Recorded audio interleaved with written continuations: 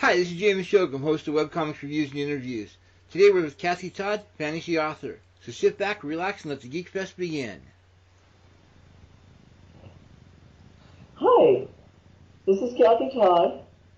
I've published fabulous Furry Freak Brothers comics for several decades, and currently I'm retired from business and writing fantasy novels for fun. Cool. What fantasy novels are those? I started out writing Skyrim fan fiction after playing the game for over a year.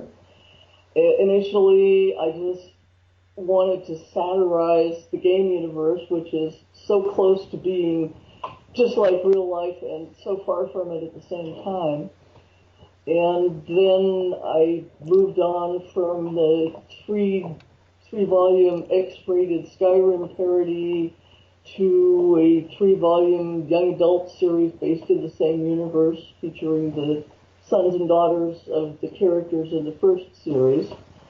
And then after that, I got serious and wrote my own completely original fantasy series about a young half-black orphan girl in an alternate Earth where the gods are real and interact with their worshippers in a way that most people on this Earth would like to see. Right. And after that, I wandered into writing some shorter, fast, action-packed novels with, X-rated romance in them. I published X-rated comics for quite a few years, and I'm kind of a fan of X-rated literature. It can always be fun, especially depending on how you do it. Well, I've had some people refer to it as purple prose, or maybe purple-headed prose. Right. It has been a lot of fun. So, all right. Just because I guess it's important for the historical stuff here. What got you interested in the rip-off press initially? I grew up in an East Bay suburb and moved to San Francisco, living in the Haight-Ashbury, starting in 1968. And my old man and I used to walk down to a record store in the area where we could get the latest LP from the Grateful Dead or whoever, and they had comic books for sale. The first underground comics that I had ever seen, which I was just amazed by. Saw, Snatch and Jizz and Feds and Heads was one. So I was already a fan of the underground comics. And then fast forward 5 or 6 years to 1975, I had gone back to college and I needed a summer job. I was dating a guy who happened to be working for Rip-Off Press, who was one of the original Austin, Texas gang, the people that started Rip-Off Press back in '69. And he was going back to Texas and said, "Hey, Kathe, you want my job?" And I'm like, "Do I?" I was so thrilled to be working for the company that had produced all those great comics. It was just awesome. Of course, then I ended up falling in love with my boss and marrying him and having, 2 kids and 40 years of comic publishing and stuff. It just kind of took over my life. Just because. What do you remember why they used they basically spelled it with an X rather than the usual CS at the end? COMIX? I have heard a story about that. I think they did it mostly to distinguish it from the mainstream Comics Code Authority comics, because even as recently as the 80s, the Comics Code Authority that was started back in the 50s was a real thing, and it meant that comic books could not contain nudity, profanity, extreme violence, people getting killed, people doing bad things unless they were the bad guys that were to be defeated by the good guys. And the Undergrounds just completely broke the mold on that. They had everything that those other comics didn't have and were not intended to be read by children. Right. So the X kind of, says it. All right. So, for the people who don't know, what basically was going on with the Fabulous Furry Freak Brothers? And then, what kind of comic were they? Just to show you just how different they were than mainstream. Well, they actually, Gilbert's stuff was always a lot cleaner than some of the other Undergrounds. Art Crumb's comics were largely driven by his libido and his sex fantasies, so there was a lot of really super X-rated stuff in that. Freak Brothers almost never even had nudity, let alone sexual activity. There's this one story called Fat Freddy Gets the Clap. Excuse me. That he did for his longtime partner and eventually wife, Laura Fountain, who was publishing a comic that was intended to be something of a sexual education comic. But that was the only time that the Freak Brothers ever really got laid. Mostly it was these three picaresque characters, sort of like a hippie version of the Marx Brothers, who lived together in a crappy apartment in San Francisco and spent most of their time trying to figure out ways to avoid working and still have food and plenty of dope to smoke. Since dope was illegal, a lot of their adventures involved evading the cops. But they had a lot of just very classic comedy situations. I have to say that, well, Gilbert's comics always made me laugh even after I'd read them 50 times. His humor was not that far out. It was more relatable, almost anybody who had been a dope smoking hippie could completely relate to the Freak Brothers. Yeah, I think. Sorry? Oh, later on, the adventures got a little more out there.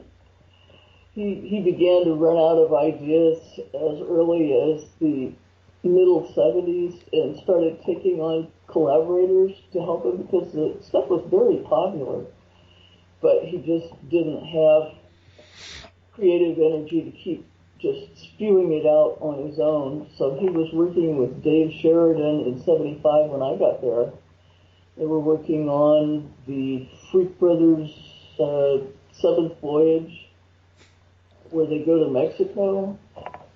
And at that time, they had started, I guess in 73, they started the Freak Brothers Comic Syndicate, and they had acquired a client list of mostly weekly, entertainment newspapers and college papers. And every week they would send out the camera-ready copy for a collection of underground comic strips, which included the Freak Brothers. Sometimes it was Wonder Warthog. We had people like Ted Richards, Joel Beck, Harry Driggs. Man, I'd have to take a minute to remember all of the people that were producing comics for the syndicate back at that time. Yeah. But the deal with that was that the strips would go out every week to the papers, and when we had enough of them to make a comic book, they'd get collected into a comic. And the Freak Brothers full 6 and 7 all came from the Freak Brothers strips that had been in the syndicate, plus the Rip-Off Comics series collected the work that was done by other people, and usually it would have some of the Freak Brothers in it also. Yeah. Interrupting you for just a moment.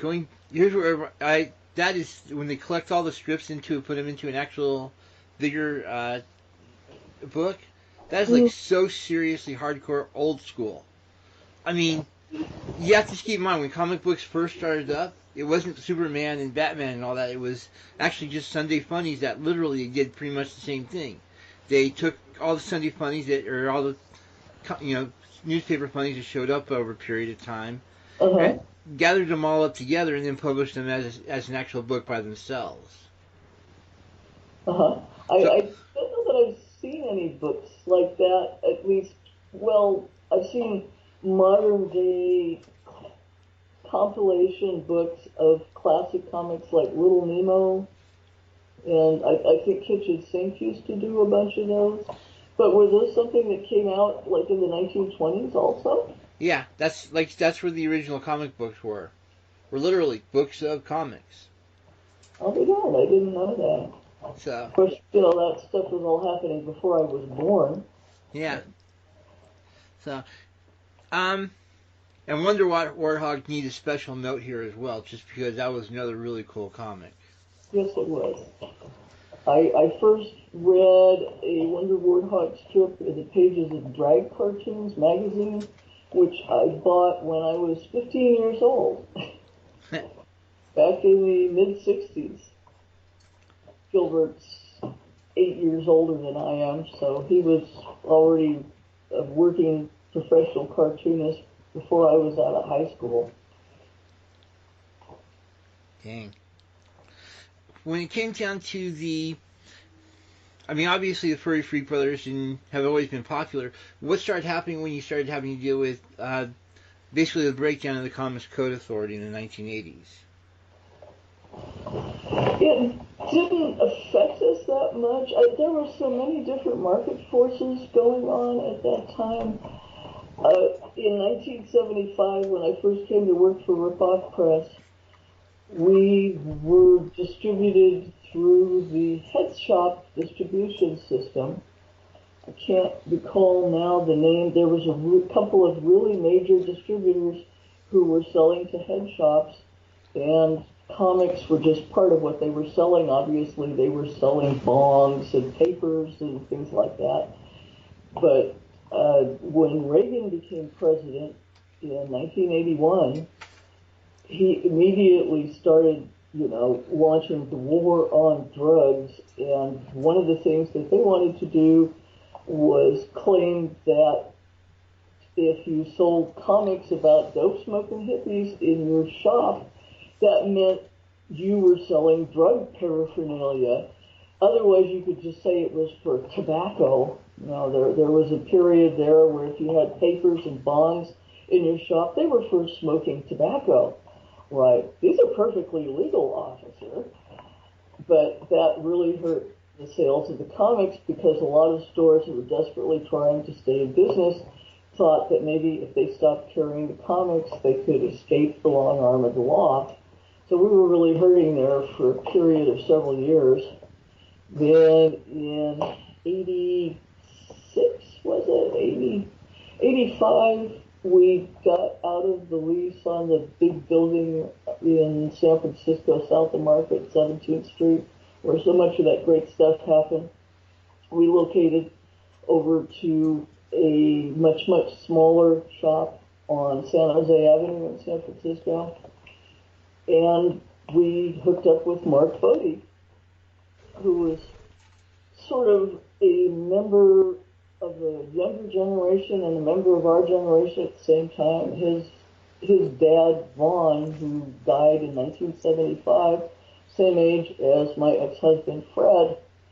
So in that way, Fred was like a father to Mark, but Mark and his wife, Molly, had a daughter who's almost the same age as our son, Jamie. So in that respect, they were our contemporaries. In any case, we became kind of close family friends. Mark was at our shop a lot, and he was the one that hooked us up with the direct market distribution system, which is a completely different ballgame. I'll bet, especially for you guys. Oh, it was wonderful.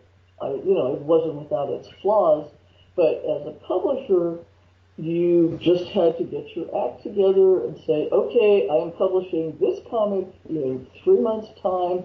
Here's what it's going to be about. You're going to love it. Buy plenty. They would solicit these comics to the comic shops, collect the orders, get back to you with a pre-order before you had to go to press, so that you knew exactly how many comics you were going to sell initially and how many you needed to print to cover the demand. And of course, if it turned out that the demand wasn't going to cover the cost of the press run, you always had the option to cancel, but you try to avoid doing that. Right. And we published Mark's Miami Mice series, and that was right about the time that the black and white boom hit, and the Teenage Mutant Ninja Turtles were huge and transitioning from alternative to mainstream. Right. Yeah, that's about the time I started hitting. I mean, don't get me wrong. I'd caught a couple of. Blah. I'd seen a lot of the Freak Brothers before that, but it wasn't until then I actually started seeing them a lot in comic book shops. Yeah, we reprinted the Freak Brothers issues every time we ran out of them, and like the first one, Freak Brothers #1, that came out in 1971 for the first time, had material by other comic artists as well as Gilbert in it. That comic must have been reprinted once or twice a year for 30 years. Dang. Yeah, hundreds of thousands sold. and all of the Freak Brothers comics, just they never quite, the demand did eventually taper off, but considering that there had been no new material for decades, it was amazing how they just kept selling and selling. Right. So when did you actually end up getting out of the ripoff press, as far as the actual production of the comics itself? The reorder quantities were getting, that's the parakeet. Yep. The minimum press run was 3,000 copies, and when it got down to the point where it was taking us 2 or 3 years to sell off 3,000 copies, we realized that we couldn't really keep publishing. We did publish a few new comics in the early part of the 2000s. I think we published a Demi the Demoness or two. The sex comics were still selling. They weren't selling like they had in the early 90s, but they were still selling. And I always thought Demi was enjoyable. But eventually we just kind of stopped publishing and we're just running it as a online, mail order operation, basically. We had been putting out a catalog once every 3 months for quite a few years. That was all my project. Finding the new material, putting the catalogs together, massaging the mail list. I even physically mailed the catalogs a lot of the time. And I think it was the one I was going to bring out at the beginning of 2001 or maybe 2002. The printer who'd been doing the catalogs for us said, well, we want cash on the barrelhead before we will print this. And we said, no, I guess not. That was it. We never mailed another catalog. What kind of marketing did you guys do? I mean, did you guys pretty much limit it to word of mouth, or did you actually have some fun with it? We advertised, of course. We sent out lots and lots of flyers when the IADD, the International Association of Direct Distributors, was still in business before Marvel moved the distribution system in, was that 93, I think? When they tried to pull their 40% market share out, it caused all of the distributors to go out of business owing us money. Dang. Yeah.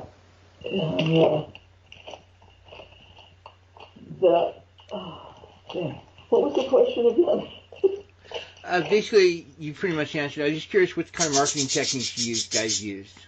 Yeah. We never really had an advertising budget. I'd say maybe the only time we did have money was back in '79 when we got 500. No, it was a $250,000 from Universal Studios for a 5-year option on a Freak Brothers movie that never got made.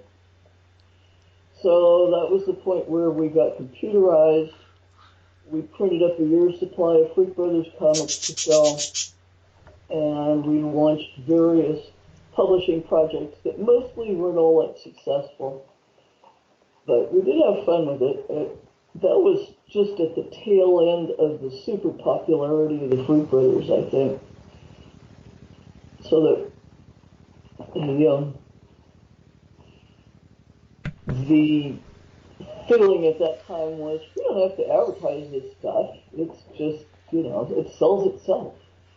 Right. And then later on, when we were struggling in the late 80s and early 90s, trying to maintain ourselves as a publishing company,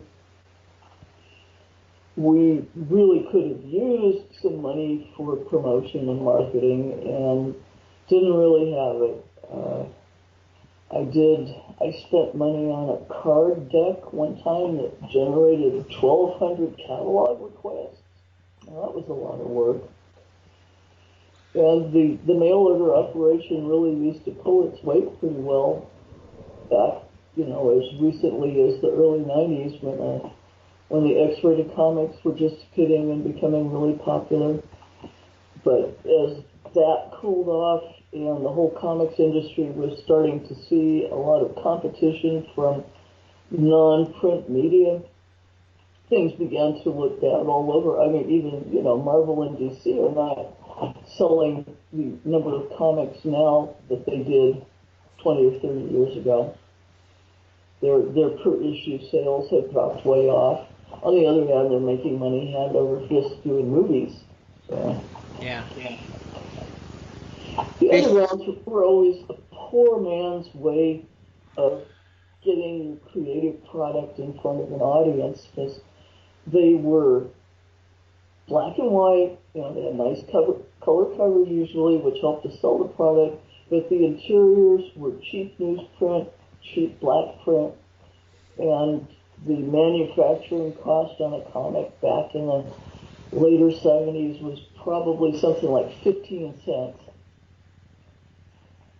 And then we paid a 10% of cover on net copies sold royalty to the artist or artists. If there were multiple artists, they had to split that money, but it was still a pretty good royalty. And of course, we were selling them to the distributors at 60% off cover, to stores at 40% off cover, so the manufacturing cost had to be low. These days, it seems like every little comic, whether it's really a fine art comic or not, has to be full color, full bleed on glossy stock. There are a lot of exceptions to that, but doing the dreaded going back a step, well, I'm seeing a lot of parallels between what you guys were doing with your comics versus what's going on with web comics today, because we're seeing, you're basically trying to figure out how, with the cheapest possible printer you can find, the easiest way to do it, because you're seeing a lot of black and white out there. It's just not being advertised as much. Yeah, I feel as though I'm kind of out of touch with the comics industry as it exists today. I haven't been to a comic shop in years. I have not read any new comics. My only contact with the industry is my Facebook interactions with other people who are, still doing it. Yeah.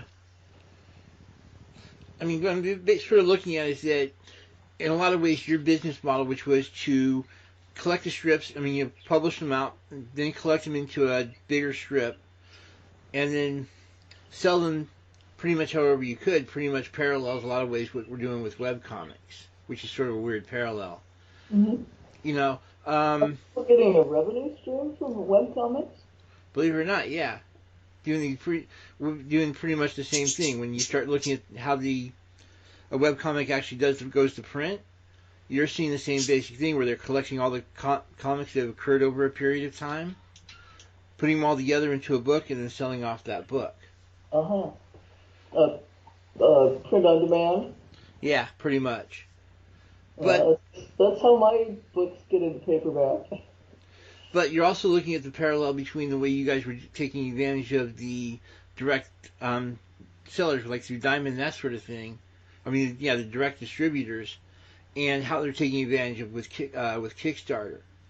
Because a lot of the Kickstarters aren't necessarily original books or anything, or standalone books, but they're actually parts of a series, and they're using the Kickstarter to actually sell individual books in that series. Uh-huh.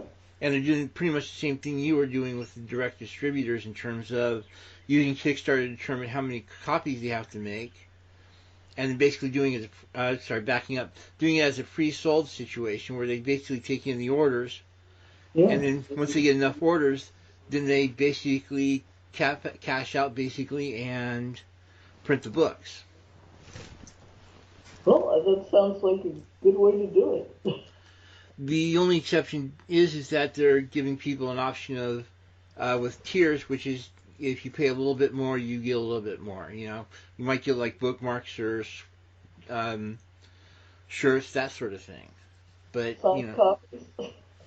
so sell copies, sell merchandise at the same time.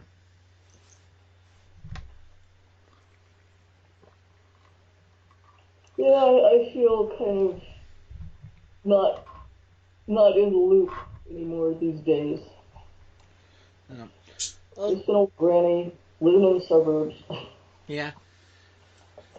But things change, so it's not bad. I mean, you've moved on, so. Yeah. And I went to Comic-Con in 2016, and I was really hoping to see some old friends. Well, I did run into a few old friends. I got to see Trina Robbins, who I hadn't seen in years and years and years. When we moved up to Auburn, we kind of left all that San Francisco comic scene behind. But compared to the 90s, when there were people from the underground all over the Comic-Con floor, it was mostly just thousands and thousands of people packed in like sardines and dressed like superheroes. Right. Kind of moved beyond what it had been, and there's just, man. I guess there's still a lot of smaller cons you can go to where the atmosphere is a little more relaxed. Just out of curiosity, when you went to Comic-Con originally, way back when, what was it like in terms of pretty much what was the difference between that and how you saw it in 2016? I got to see it evolve over a period of decades. The first Comic-Con I went to with the Rock Crew was in 1977, and it was on, I guess it was like in a big ballroom at the El Cortez Hotel in San Diego. We stayed at a motel and walked over there. One year we brought the giant life-size Wonder Warthog standee, which Gilbert had painted on plywood. What was it? Maybe it was masonite. That was one of the few paintings Gilbert had ever done, as far as I know. But there were just, a few hundred people there. Everybody knew everybody. You could walk around, you could talk to people, you could look at the comics.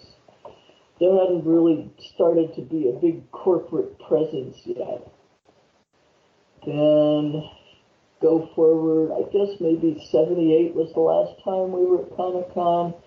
And then when we hooked up with Mark in the mid-80s, he told us, you have to get back to Comic-Con. You've got to promote this stuff. Come on, let's go. So we attended the 86 Con, which was in a convention center downtown, much, much bigger event.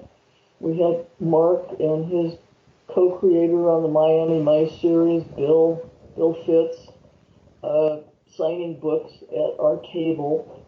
That's what it was, just like a 6-foot banquet table.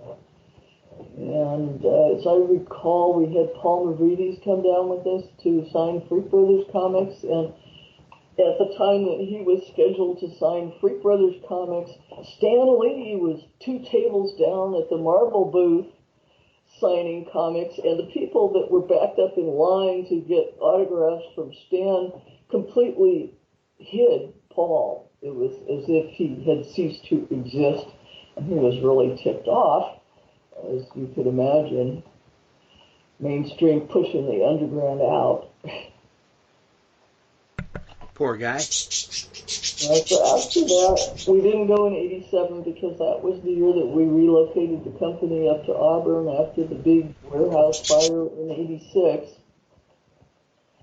And after '87, we went to every con, 88, 89, 90, 91. I think 92 was the last time we went. And again, it was a matter of falling revenues, making it so that it didn't pay for itself anymore. And it was a lot of effort for not being able to recoup what you had spent going there. So we kind of had to pull away from that at that point. But during those years, from the late 80s to the early 90s, the corporations and the movie people really started ramping up their presence, and it began to change from something that was sort of an organic celebration of the comics industry into the kind of corporate entertainment extravaganza that, it had basically gone Hollywood.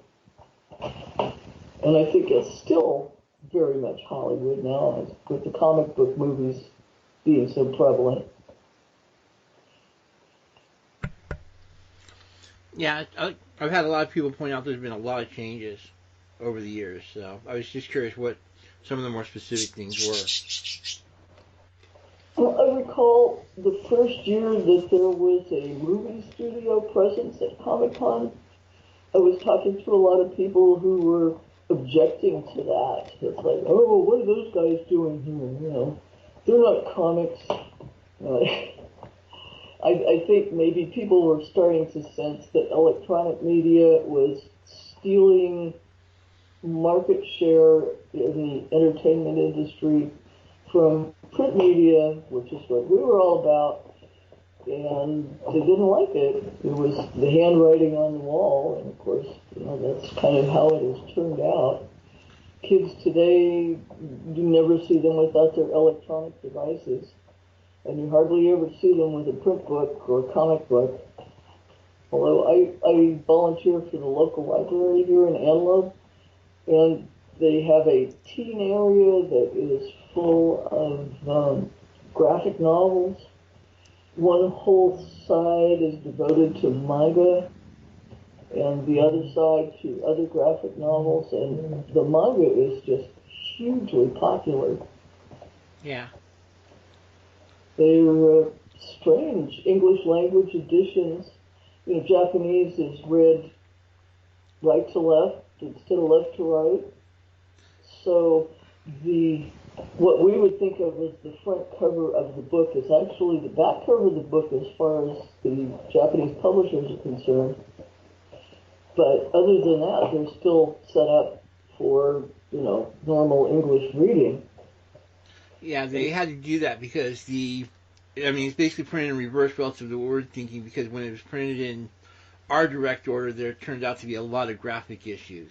So, but I'm sure that as a print person, you can understand that potential for issues there. So. Oh yes.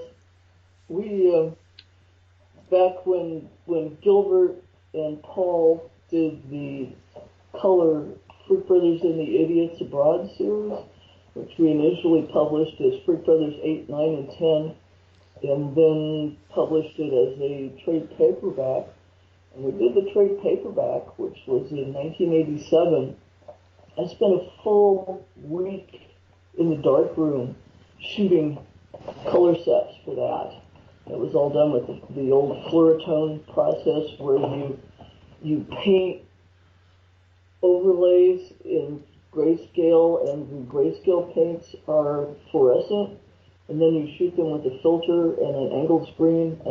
Anyhow, technical details from the bygone era of old-style print production as opposed to just sending PDF files to your printer and getting print materials back. Yeah.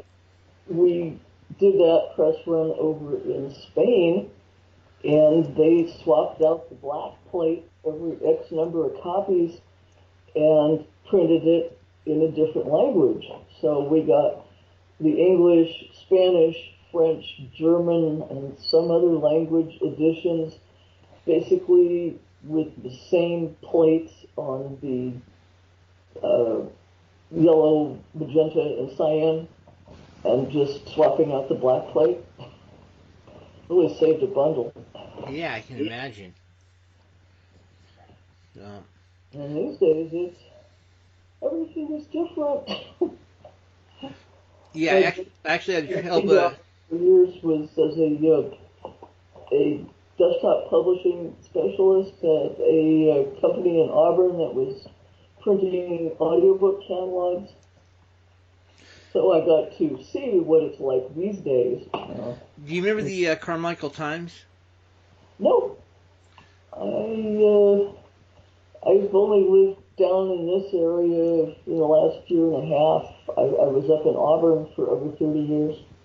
No. We had the Auburn Journal.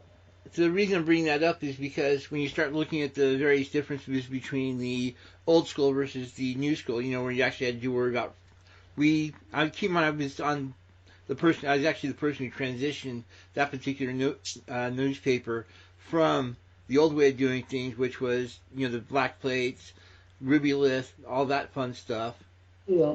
into the actual PDFs. So Well, PDFs certainly do save a lot of effort, although you do have to watch out. But when I think back, I was over in Europe hitchhiking around during 73 and 74, came back to the States and went back to college because I wanted to learn a trade. And it was a choice between aircraft mechanic or printing tech. Decided to go with printing tech, which kind of dovetailed nicely with the job at Rip-Off Press. I was the camera operator and stripper there for quite some time, as well as the editorial duties. I pretty much did everything. But I watched it go from, people were still using hot type, linotype back at that time, and paste ups and dot etching and all this stuff.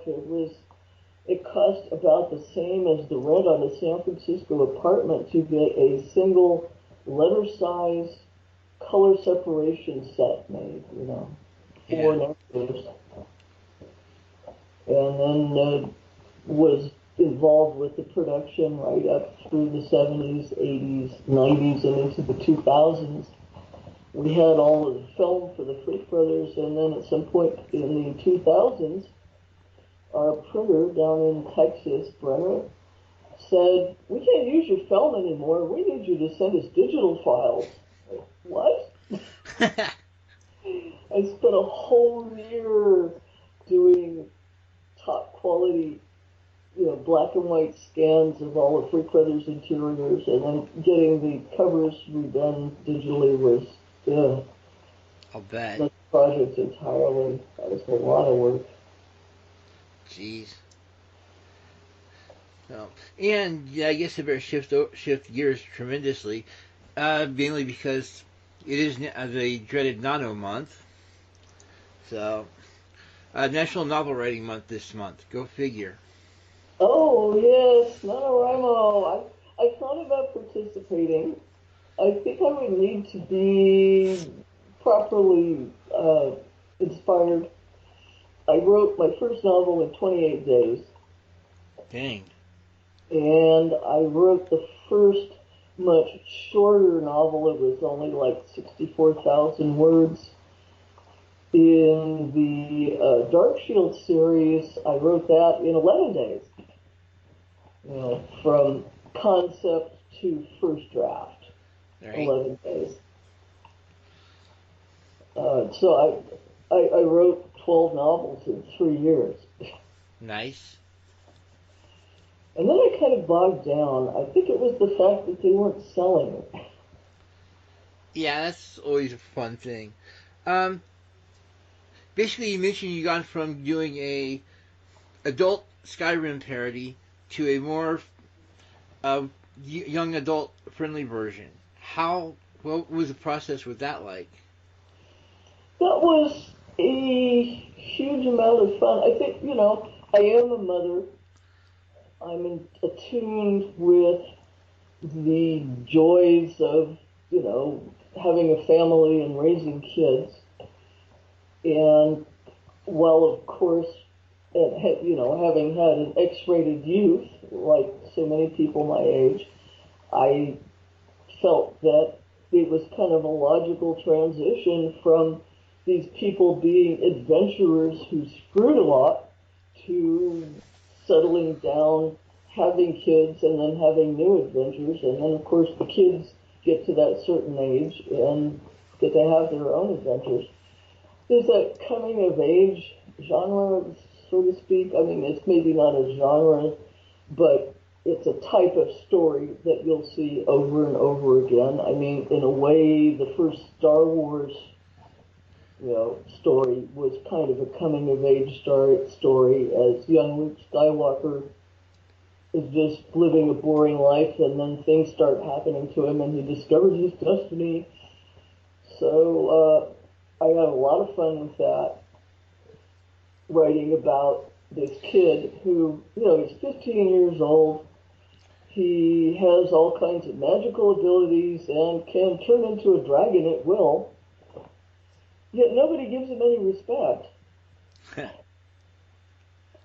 So he and his friends go off and get themselves into a lot of trouble, and of course the parents are trying to track them down and save them, but they don't really need saving.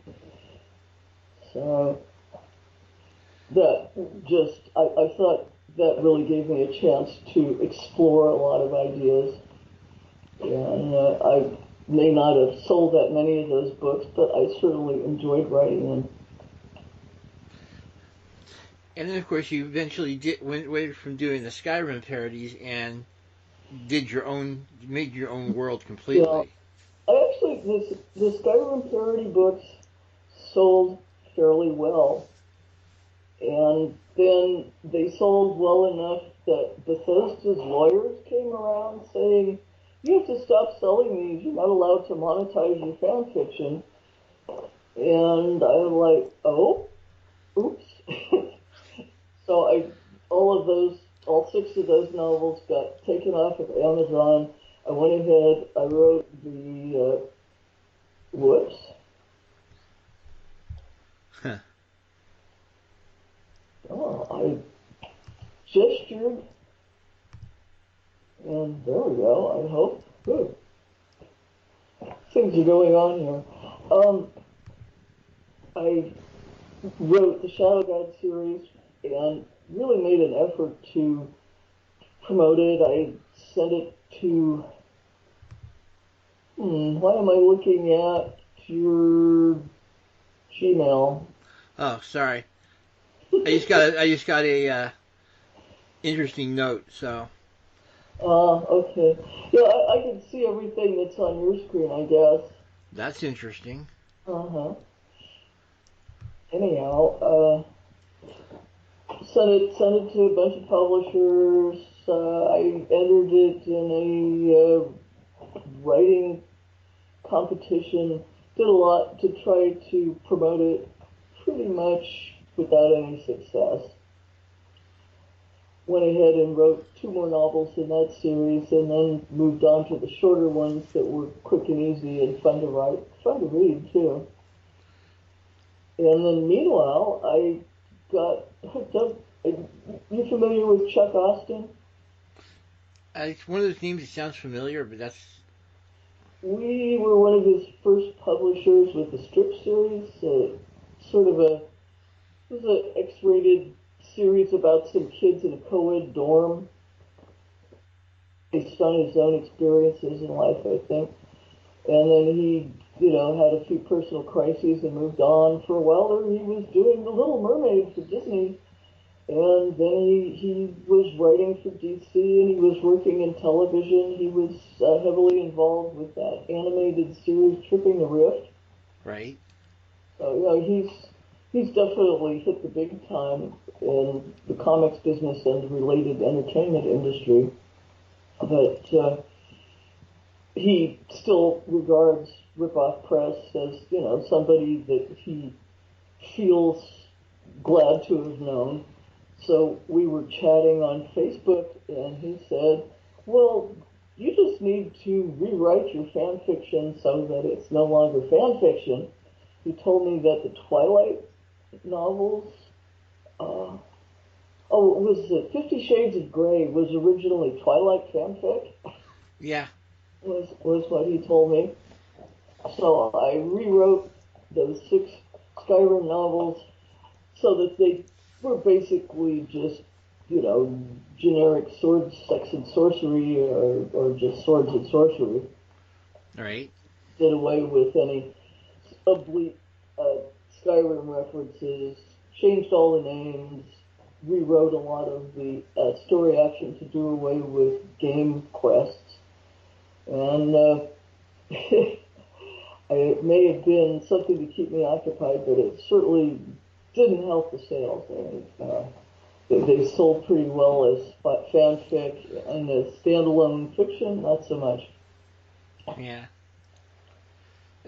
Yeah, I can see why, because at that point you got something that was linking back to what people were interested in.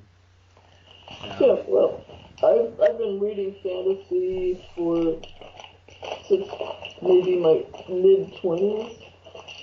I was mostly reading science fiction earlier, and gradually just found that I enjoyed fantasy more. Yeah.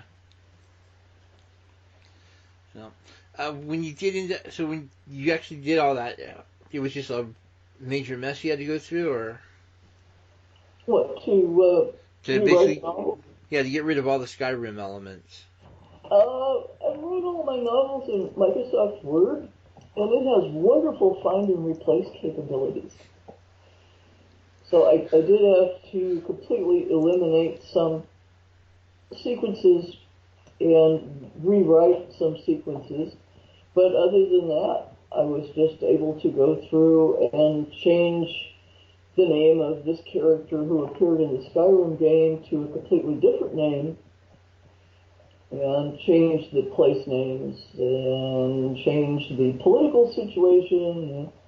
It wasn't really all that much work. I was Cool. able to do that in a fraction of the time it took me to write them in the first place. Cool. Uh, and you've got a new fantasy series out. Yeah, I started writing those about 4 or 5 years ago, and got 3 of them out, and then kind of bogged down on the fourth one. A lot of stuff going on in my life, getting divorced from my husband, things like that.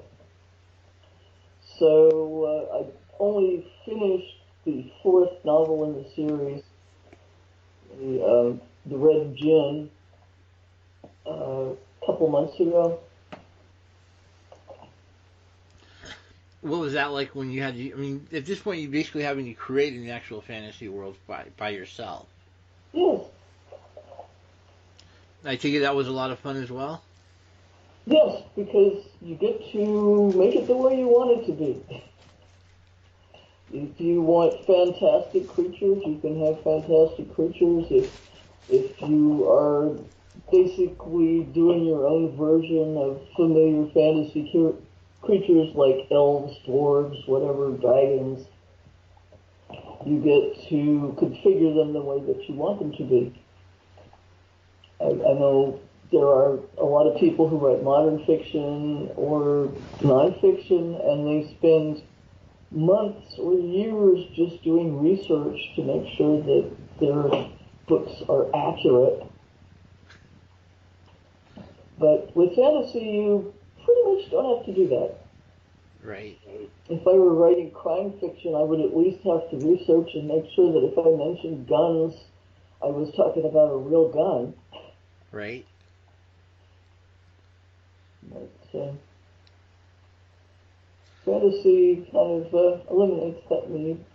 And, other than the fantastic scenario and maybe certain powers that people have, certain things that can happen that couldn't happen in the real world, these are real people. Your characters are as human as anybody in a modern fiction novel or a crime novel. They are people reacting to unusual circumstances. Right. All right. So real quick, on the any final thoughts about writing or comics in general? Well, I would hope that comics will never die. They may change venues, as you were talking about the web comics. But comics have been a huge and enjoyable part of my life for many years.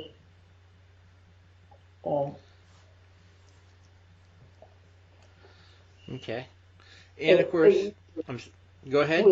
With writing novels, you don't have to worry so much about the media because with e-readers now, you can your books never have to see print, but people can still read them. Right. I myself have a Kindle and I read it all the time. And you can get any of my books on Kindle for $2.99 a piece from Amazon. And what are the names of those, your current crop? Hmm? What's the name of the current crop? Well, all 13 of my novels, as they are currently constituted, are available on Amazon. You can go to my website, kathetodd.com, and you'll find pictures, descriptions, and Amazon sales links to all of them. Cool. And of course, the obligatory plug for my site, which is that if you liked what you've heard here and you want to hear a little bit more, especially some tips, tricks, and some unedited interviews, please check me out at patreon.com/twosparrows, TWO. So, and it's been great having you. Thanks very much for having me, James. Yeah, pleasure is definitely mine. I mean, it was just sort of fun seeing the differences between how things have been done and how they're currently being done. So,